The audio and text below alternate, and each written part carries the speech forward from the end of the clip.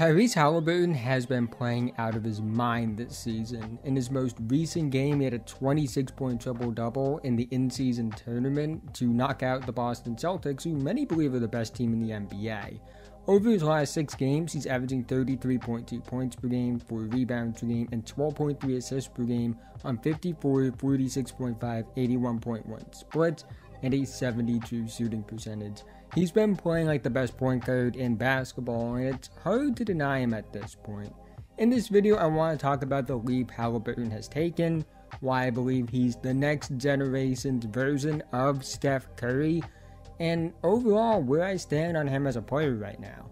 But quickly, before we go any further, if you're new and like basketball, I'd really appreciate if you would like, subscribe, and hit the notification bell. I'm notified whenever I release a video.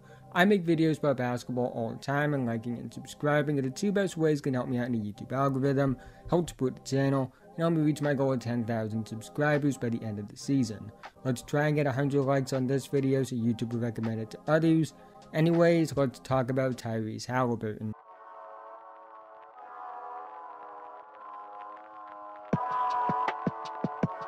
Here's how good Tyrese Haliburton has been. He's on pace to have one of the best individual seasons we have ever seen from a point guard. At his current pace, he will be the first player in NBA history to average at least 26 points per game, 11 assists per game, on a 65 true shooting percentage in a single season. He's absurdly efficient. He's absurdly productive. He leads the league in offensive box score plus minus. Everything from the tape to the numbers suggests that he's playing at a superstar level. And the crazy part is, he's not even doing this on a high usage. His 26.8 usage rate ranks 37th in the NBA, which is insane considering his absurd production. But what makes Haliburton so special this season is the fact on tape, defenses just have to live with what he does. They can try and scheme against him, they can try and force him out of scoring looks, and he still can't be stopped. He does things that are truly special, just based off his movement skills and how unique they are. But he does have a few bad games. Jalen Suggs locked him up, and he did somewhat struggle against Desar Thompson, but I'm not going to hold the fact that, in my opinion, one of the 3 to 4 best defensive guards in the league, and one of the craziest defensive rookies we've ever seen, played well against Haliburton. That speaks a lot more to what they do than it does about him. Haliburton is hitting impossible shots. He's scoring against good defense. He's creating out the dribble at a level I never expected him to, especially when he was coming out of Iowa State. He's at the point where you just have to live with the fact you tried your hardest, and he's still gonna hit those shots. That's the sign of a superstar. Superstars are at that level where you have to try your hardest to contain them as much as you can, because you're never going to actually stop them, and that's what Haliburton's doing. Combine that with his playmaking, and the signs of the superstar are there. His vision's elite, he's a good manipulator, he's incredibly high feel as a playmaker, his decision making and efficiency as a passer are the best in the NBA. 4.95 assist to turnover ratio while averaging almost 12 assists per game. On its own, it's ridiculous. Let alone combine that with a historically efficient near 27 points per game.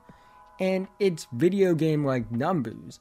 But where I believe Haliburton brings his most value is his versatility as a passer. He's high level as a primary playmaker and connecting playmaker, which is extremely valuable because it gives him lineup flexibility and role versatility, which makes him one of the easiest players in the NBA to build around. An absurdly efficient 23-year-old, near 27 point per game, 12 assists per game player that is capable of playing on and off the ball is something every team in the NBA would dream of. And the Pacers have the assets to build around Haliburton for the next 10 plus years. Haliburton to me is the next generation Steph Curry. Now, I'm not saying he's going to reach the heights that Steph has, because Steph is arguably one of the 5 best players the sport has ever seen, as well as arguably the greatest offensive talent we have ever seen.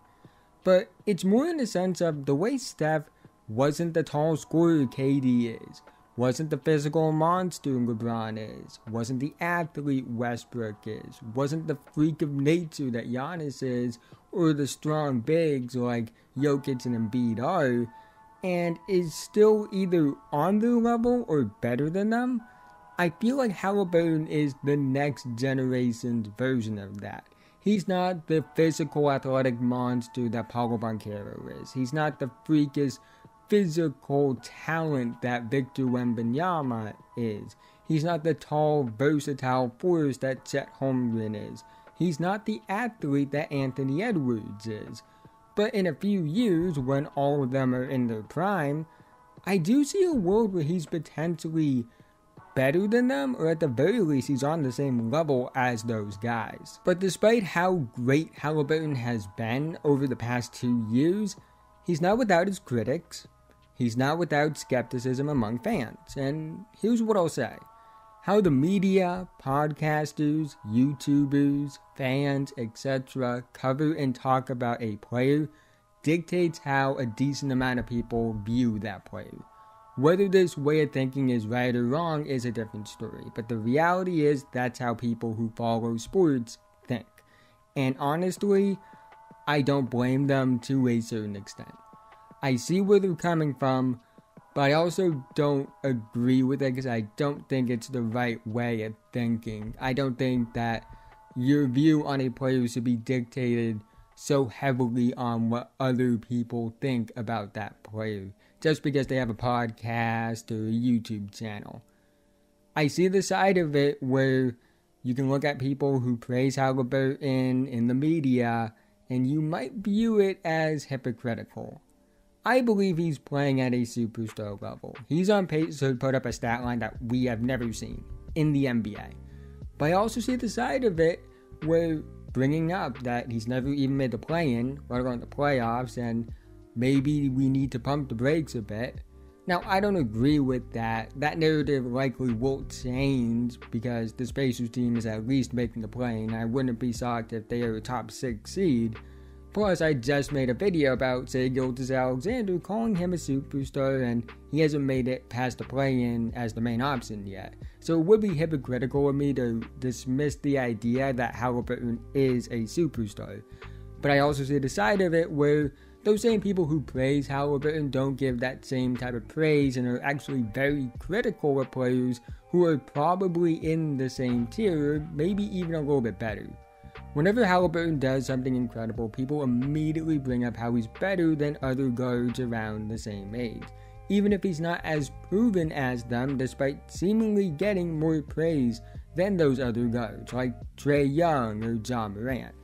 When I know if either Trae Young or Ja Morant even had a 4-year stretch, let alone the first 4 years of their career, where they never even made the play-in, the talk would be massively negative about how they don't impact winning. And that's where I think a lot of the criticism of Haliburton comes from. For the most part, I don't think it's about people that think Haliburton's bad. There's definitely people that think that. I think those people are idiots. But I just think a lot of it isn't about whether Haliburton is a great player or not. I think a lot of people recognize that. It more stems from how YouTubers like myself, podcasters, writers, and overall sports media cover him compared to other young guards that are on his level. Regardless, Tyrese Haliburton is playing at a superstar level, and there's really no way around it. Look at his numbers, they are historically great. You look at the efficiency, historically great. You look at the advanced numbers, they are historically great. And you just watch him play and it's very clear he's made significant strides as a self-creator and as a manipulator to the point where he's at the superstar level. Now, there's another thing that there's no way around. He's going to have to prove some things. He's going to have to prove he can lead a team to the playoffs. That's something that likely will be resolved this season. Because again, I think the Pacers are going to be a playoff team. He's also going to have to prove once he gets to the playoffs, he can perform. But he is still only 23 years old. I think I want people to remember that. It's not like he's 25, 26 and is in the middle of his prime. He hasn't even reached his prime yet. And every great player has had to prove those things. LeBron had to prove it. KD had to prove it. Steph had to prove it. Tatum had to prove it. Luka had to prove it. Embiid still has to prove it. If anything, the hate towards Haliburton is a natural part of his rise to superstardom, because every player I just named had to go through those things as well. And I believe Haliburton will be able to prove his doubters wrong, because he's just been too historically good over these past 2 seasons for me to believe he won't. Even when he does, those haters won't go away. And honestly, my advice to his supporters are to just accept it. The more popular he becomes, the more he becomes recognized as one of the faces of the league, the more haters he will have. It's just how this works. The saying isn't, if you ain't got haters, you ain't popping for nothing. If anything, if he becomes more hated as a player, for strictly on-court reasons of course, that's a sign of how great he's become. Whether the haters know it or not, the more they do these mental gymnastics to try and discredit him, the more evident it will become about just how great of a player he is. I'm a big fan of Tyrese Haliburton, despite what you may think. He's putting up Chris Smooth-like numbers. He plays the game like a 2K character who put all his VC into ratings and badges instead of cool-looking animations. His playstyle is very unique and fun to study on tape, and I can't wait to see the heights he reaches in his NBA career. But that's the end of this video. If you made it to this point, thank you so much. Again, haven't already, like, subscribe, hit notification bell, notified whenever I release a video. I make videos about basketball all the time, and liking and subscribing are the 2 best ways that can help me out in the YouTube algorithm, help support the channel, and help me reach my goal of 10,000 subscribers by the end of the season. Let's try and get 100 likes on this video so YouTube will recommend it to others. Let me know what you think about Tyrese Haliburton in the comment section below. But with that being said, have a nice day, and I'll see you guys in the next one.